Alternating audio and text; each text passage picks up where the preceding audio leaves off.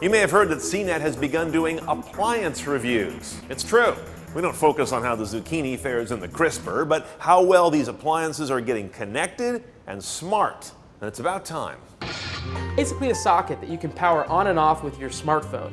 And that's a really cool thing because you can plug anything into it and then make that into a remotely controlled device. So if you wanted your porch light to come on at 6 p.m. for you to come home, it'll be there on waiting for you. The HomeBot is a really smart vacuum. It's got this camera on the top that is taking dozens and dozens of photographs, and this helps it navigate and tell where it is, where it's been, and where it's going to go. But now we get to the high water mark of this refrigerator, which is the LCD screen that Samsung includes above the ice and water dispenser. One of the things I really like about it is that when you have it just in home screen mode, it'll tell you the exact temperatures of the insides of both your freezer and your refrigerator, so that if there is a problem and you've lost power to one, you can always tell. Now, to my mind, we're seeing three big changes around the landscape of smart appliances compared to 10 years ago when they first began to emerge. The first is the mobile ecosystem.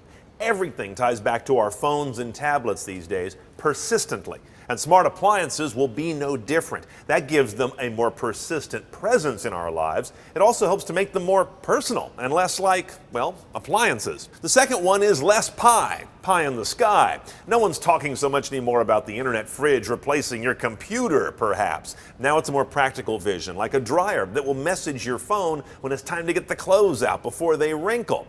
And then there's cloud smarts. Look at something like the Nest thermostat. Most of its goodness actually comes from its cloud back end. The data, the history, the processing and software that's out there behind it, not stuck on the wall.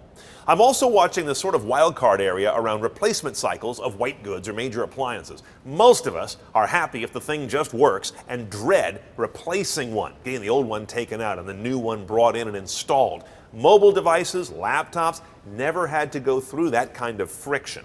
I also want to see how well these major appliance brands can morph themselves into tech and lifestyle brands. This is new territory for them.